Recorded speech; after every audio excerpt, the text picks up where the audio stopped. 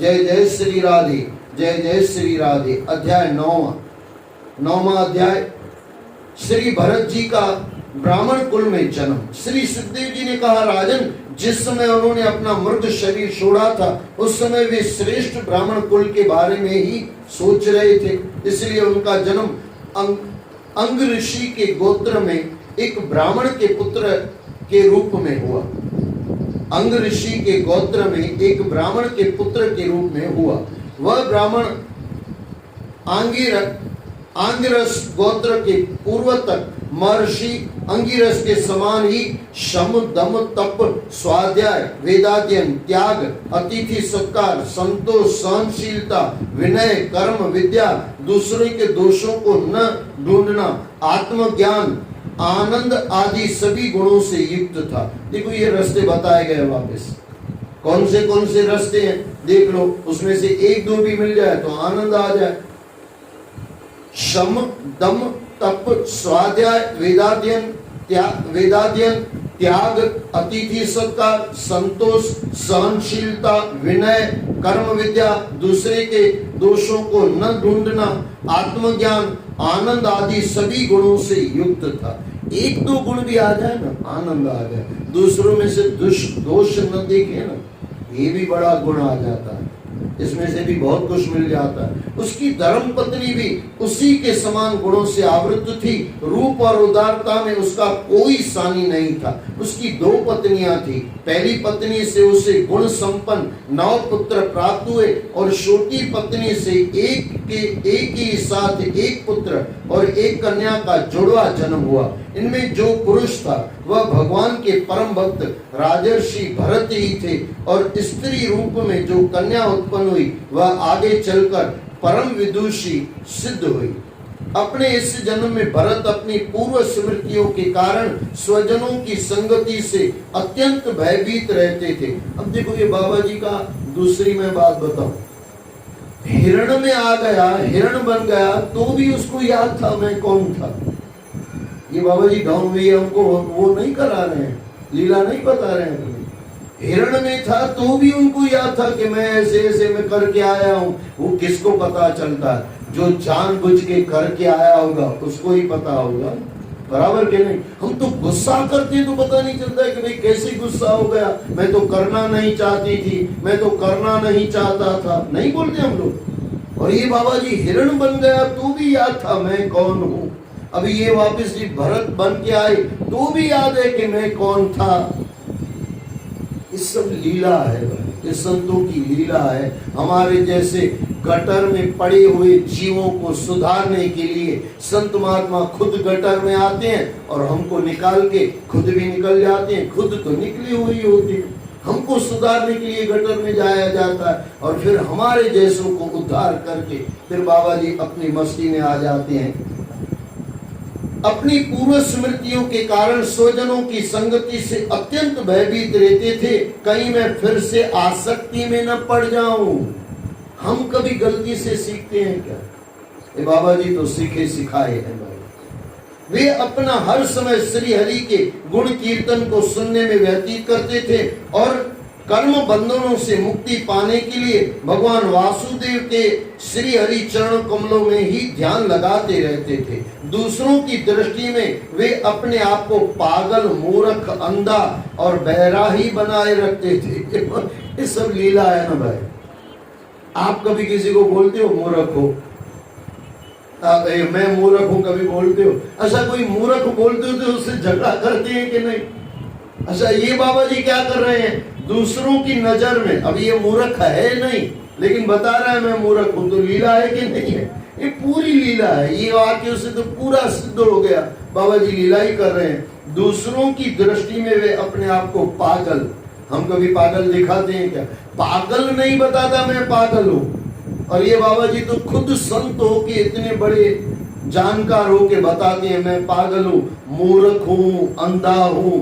ये हमारे लिए बताए गए हैं। बहरा हूं, हम भी संतों के वचन सुनते हैं ना, लेकिन जैसे सुनते हैं वैसे छोड़ देते हैं, बहरों की तरह सुनते हैं। दूसरों की दृष्टि में वे अपने आप को पागल मूर्ख अंधा और बहरा ही बनाए रखते थे। अर्थात श्री श्री हरि कीर्तन के अलावा न तो वे कुछ सुनना चाहते थे न देखना चाहते थे। उनके पिता का उनमें परम स्नेह था, इसलिए उनके विवाह से पूर्व उसने उनके सभी सात्विक संस्कारों को कराते हुए उनका उपनयन संस्कार भी कराया था। अब पिता तो वो भी ज्ञानी थे, आगे बता के आए, जिनके वंशज में आए तो ये भी ज्ञानी थे, उनको पता था मेरा बेटा ये सब है। उसने उन्हें कभी पागल या मूर्ख समझा ही नहीं था। बाप को मालूम है कि ये बेटा मेरा नाटक कर रहा है, मूर्ख है नहीं, पागल है नहीं। एक पिता का कर्तव्य निभाते हुए ब्राह्मण ने उन्हें सभी आवश्यक धार्मिक और सामाजिक कर्मों की शिक्षा दी थी। अब देखो यहाँ पे भी हमको बताया जा रहा है क्या बच्चों को देना है। एक पिता का कर्तव्य निभाते हुए क्या करना है, ब्राह्मण ने उन्हें सभी आवश्यक धार्मिक, मेन चीजें धार्मिक और सामाजिक कर्मों की शिक्षाएं दी थी। सामाजिक कर्म भी होता है, सामाजिक धर्म भी होता है और दूसरा धर्म का भी धर्म को होता है। वो दोनों पिता अपने बच्चों को दे रहे थे, किंतु भरत जी दिखावे के लिए उसके सामने ही उसके उपदेशों के विशुद्ध आचरण करने लगते थे, जानबूझकर करते थे। ब्राह्मण ने अपने पुत्र को वेदाध्ययन करने का बहुत प्रयत्न, वेदाध्ययन कराने का बहुत प्रयत्न किया, परंतु वह उनमें सफल नहीं हुए। अब जो पढ़ा हुआ है वो क्या पढ़ेगा, पढ़ा हुआ है इसको मालूम है ये सब। ऐसा होने पर भी उसका अपने पुत्र में आत्मानुराग बहुत अधिक था। उसको पता है ये कौन सा बच्चा है, इसलिए उसे शिक्षा देने का क्रम उसे जारी रखा। ऐसा होने पर भी उसका अपने पुत्र में आत्मा अनुराग बहुत अधिक था, इसलिए उससे शिक्षा देने का क्रम उसने जारी रखा, किंतु अपने पुत्र को शिक्षित देखने का उसका मनोरथ पूर्ण नहीं हो सका और वह सोचते सोचते ही परलोक सिधार गया। उसकी दूसरी पत्नी ने अपने दोनों बच्चों को अपनी सौत को सौंप दिया और स्वयं पति के साथ सती होकर पतिलोक चली गई। जड़ भरत के अन्य भाई कर्मकांड को ही सबसे श्रेष्ठ कर्म समझते थे, क्योंकि उनके ब्राह्मण पिता ने उन्हें कर्म कांडों में पूरी तरह पारंगत कर दिया था। वे ब्रह्म ज्ञान में सर्वथा अनभिज्ञ थे, वे ब्रह्म ज्ञान से सर्वथा अनभिज्ञ थे, इसलिए वे जड़ भरत के प्रभाव को न समझकर उसे निरा मूर्ख समझते थे। अब देखो ये लाइन समझ लो क्या बोल रहे हैं। वे ब्रह्म ज्ञान को से सर्वथा अनभिज्ञ थे, इसलिए वे जड़ भरत के प्रभाव को न समझकर, यानी क्यों नहीं समझते थे, क्योंकि ब्रह्म विद्या उनको थी नहीं, उनको कर्म था, कर्म कांड में थे और पिताजी जानते थे कि मेरा बेटा क्या है, इसके लिए कभी उनके साथ दोष नहीं किया, द्वेष नहीं रखा। इसलिए वे जड़ भरत के प्रभाव को न समझकर उसे निरा मूर्ख ही समझते थे। पिता के परलोक सिधार जाने पर उन्होंने उसकी ओर ध्यान देना ही बंद कर दिया।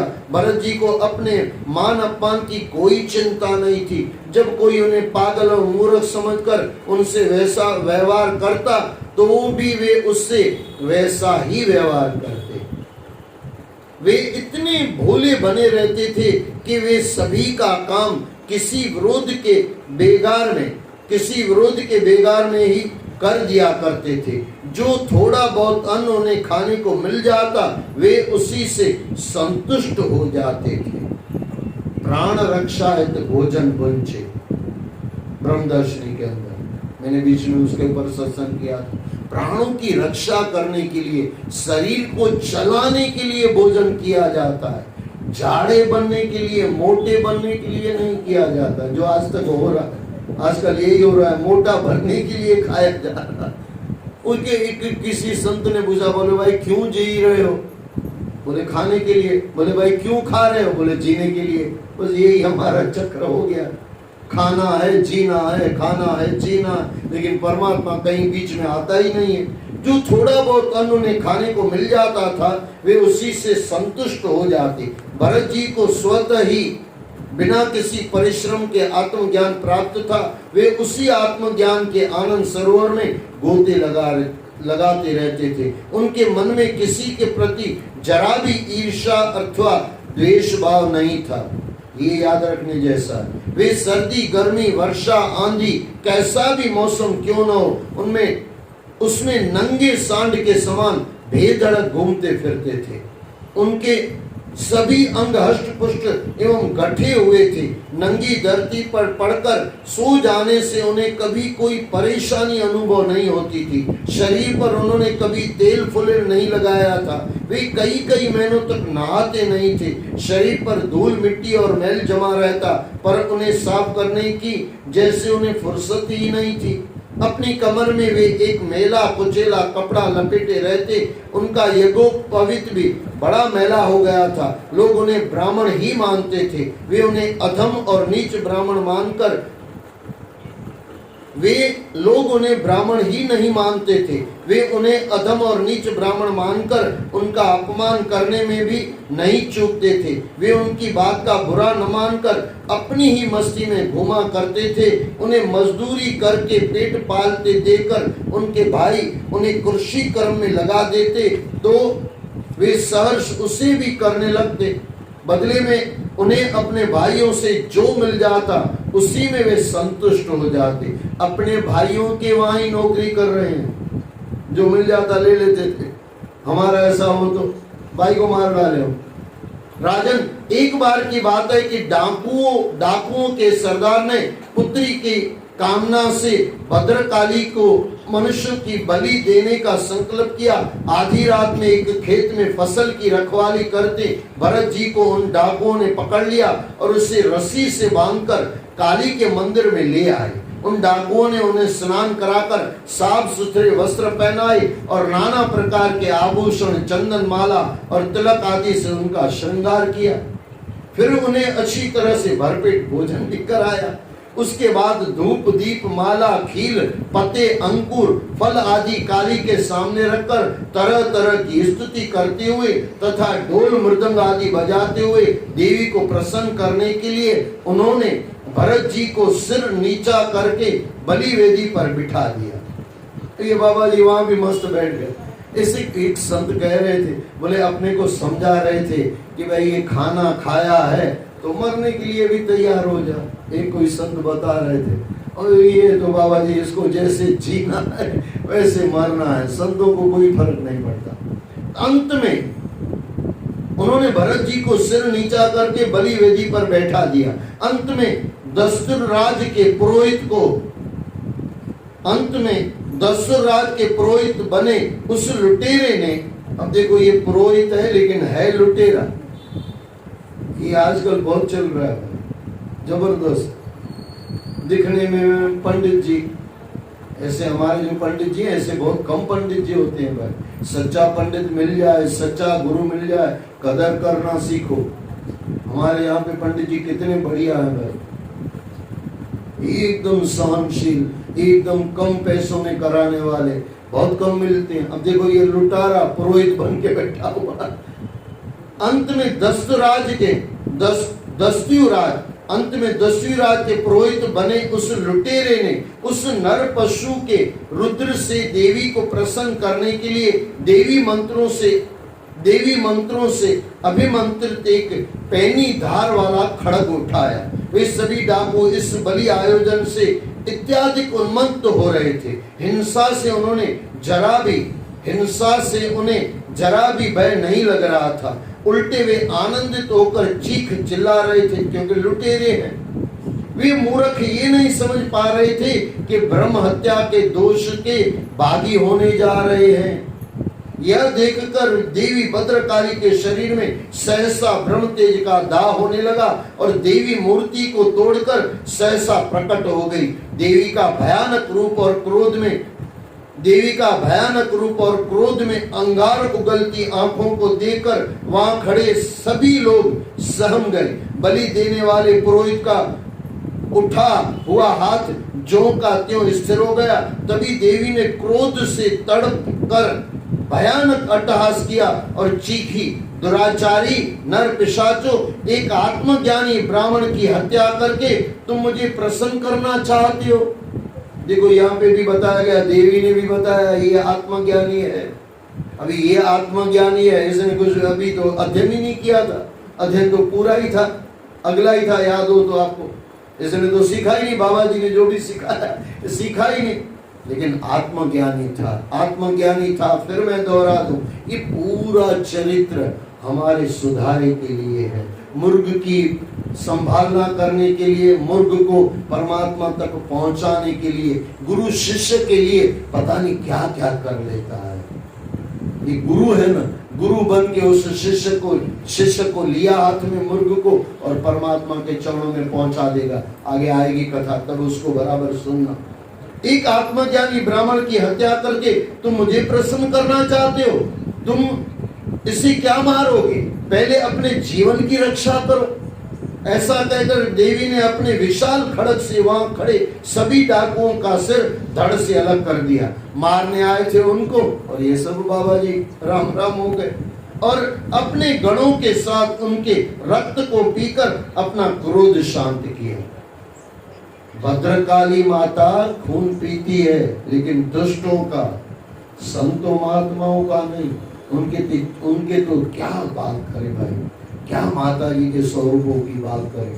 अभी ये माता जी के सब दिन गए, ये माता जी को आप गलत मत समझो, क्या क्या माताएं हैं, काली माता, ये सब दुष्टों के लिए काली है, हमारे लिए तो सफेद है, वो तो ज्ञान रूप है। काला यानी अज्ञान, अज्ञान वो उनको लगेगा जो भद्रकाली उनका खून पिएगी, जो दूसरों का खून पीता है। ये दूसरों का पी रहे थे ना, अच्छा दूसरे में भी कौन सा, भरत जी महाराज का, जो आत्मज्ञानी है, जो परमात्मा है, आत्मज्ञानी है, परमात्मा है, संत है, सब कुछ है। और कृष्ण भगवान ने तो कहा है, मोते अधिक संत करी लेखा। और ये भद्रकाली उसको कैसे छोड़ेगी। रक्त को पीकर अपना क्रोध शांत किया।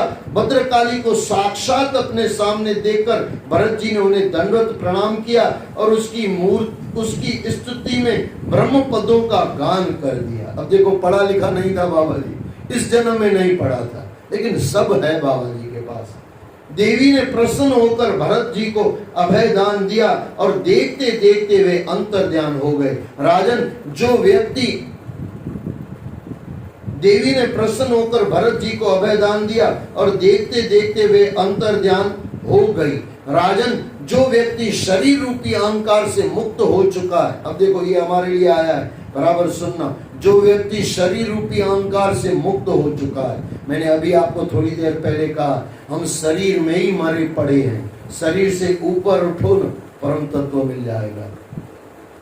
जो व्यक्ति शरीर रूपी अहंकार से मुक्त हो चुका है, जो समस्त प्राणियों में आत्मा को ही परमात्मा का अंश मानकर उनसे प्रेम करता है, उन्हें साक्षात भगवान ही भद्रकाली आदि के भिन्न भिन्न रूप धारण करके, उन्हें साक्षात भगवान ही भद्रकाली आदि के भिन्न भिन्न रूप धारण करके कभी न चूकने वाले कालचक्र के श्रेष्ठतम